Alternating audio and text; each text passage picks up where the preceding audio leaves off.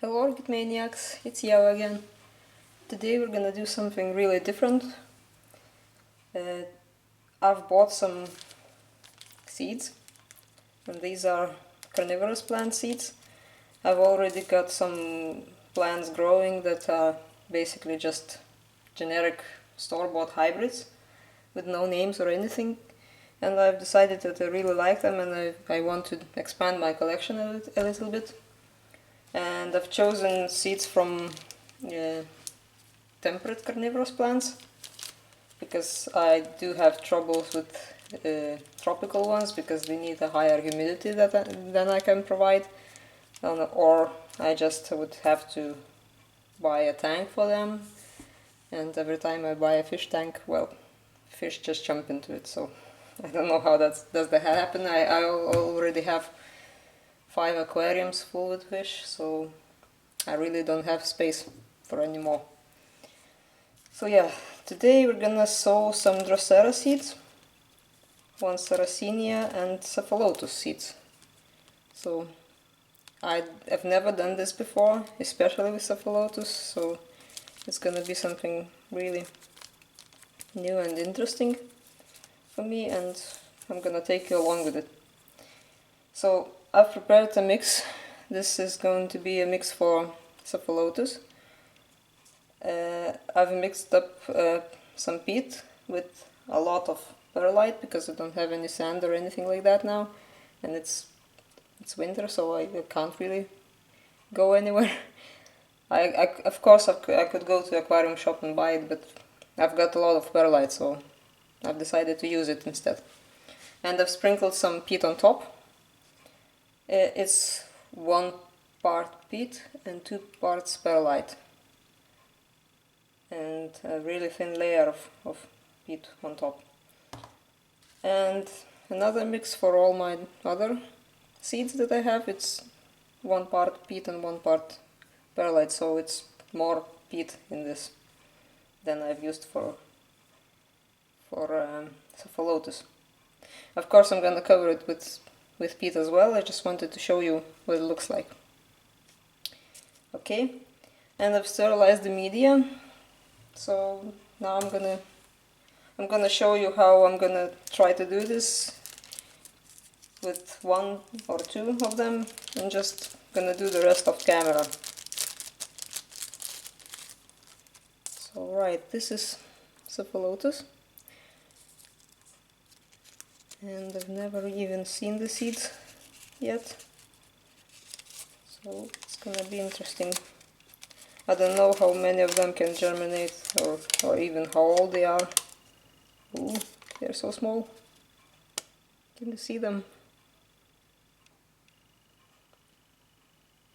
Yeah, they're really, really small.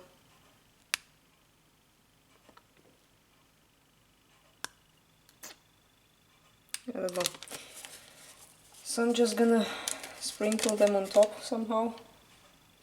I would really want to spread them away, but as I can see, they are fuzzy and they are stuck together. I don't know whether you can see anything or not, but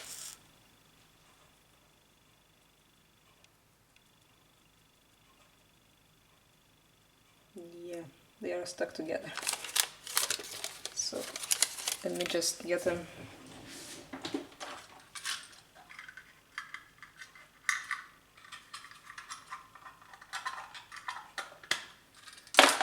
a toothpick.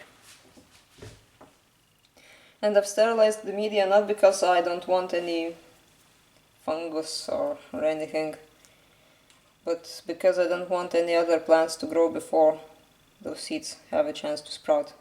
Because the fungus and bacteria and everything else, well, you can't really sterilize all the environment unless you sterilize the seeds as well as the media, and you use sterile pots and sterile tools. If you don't do that, well, the seeds just get fungus and bacteria from the environment, and you can't really do anything about it unless you have lab conditions.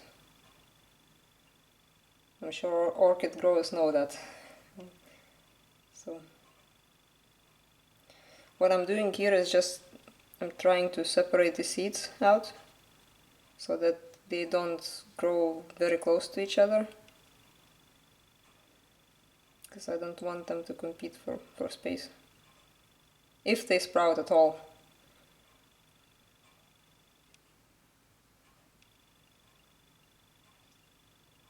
And I'm not gonna cover them, I'm just gonna sprinkle them with water to make a better contact with the soil.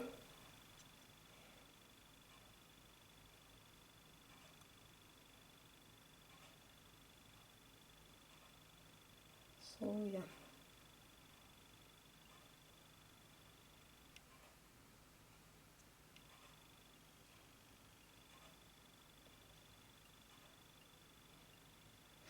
So yeah, that's what it looks like.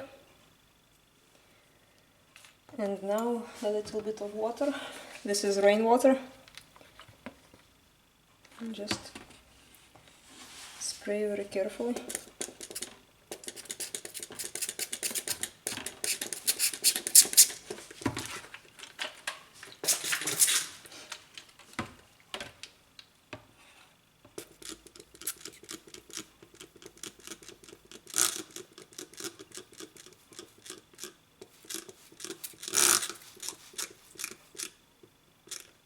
Pretty shitty bottle here.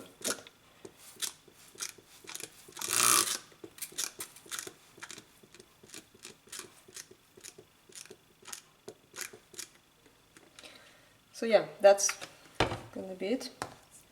Now I'm gonna place a tag. I've prepared some tags for them.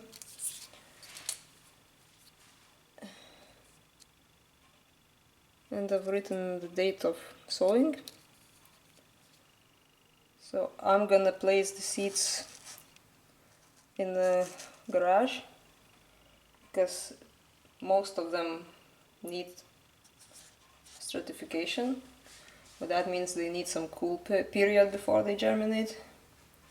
So the garage is where I keep all my temperate carnivorous plants and some of my cacti now, so they're gonna get the natural stratification and I don't have to put them in the fridge or anything, because it gets quite cold in there but it doesn't go below freezing.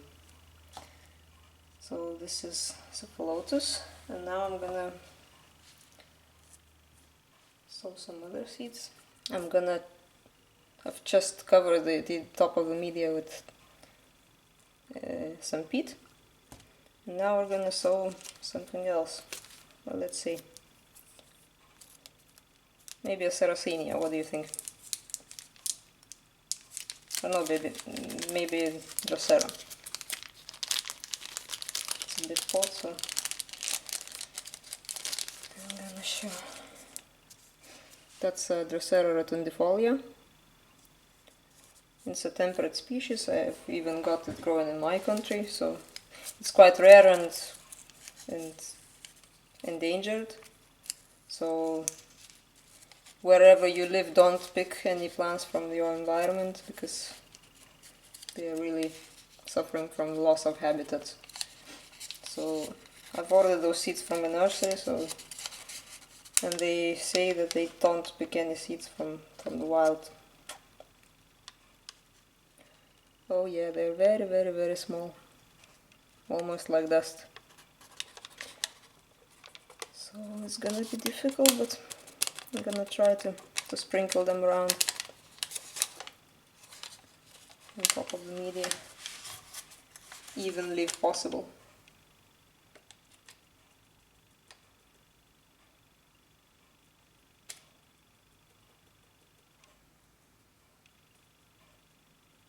See, that's why you need to add some layer of peat on top, because if the seeds get somewhere where there's a lot of perlite, they don't get good enough contact with the media and they don't get enough moisture. So, because they're so small, they cannot.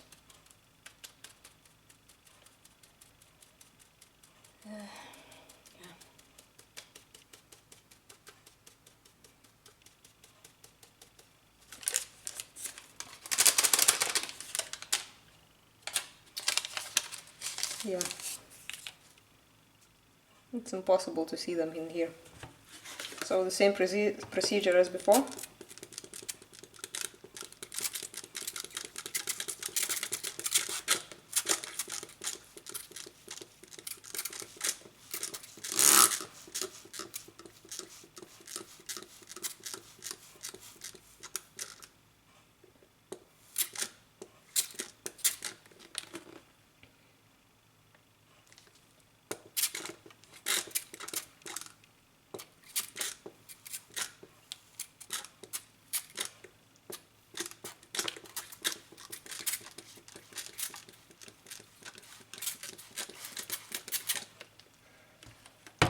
So it's rotundifolia.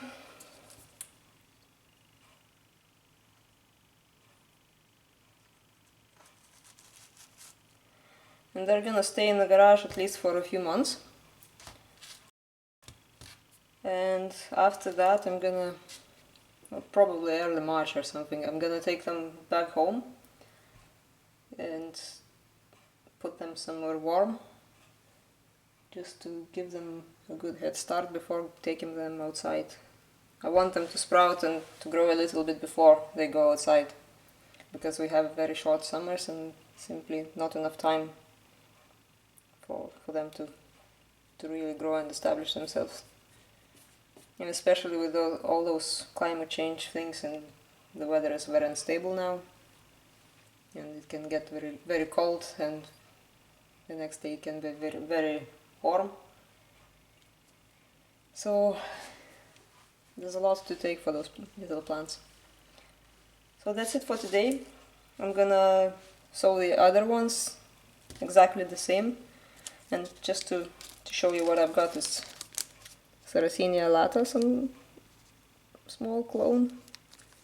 It's Drosera intermedia and Drosera anglica. So all of them are temperate and should do well in my environment. So that is it for today. Thank you all for watching, and goodbye.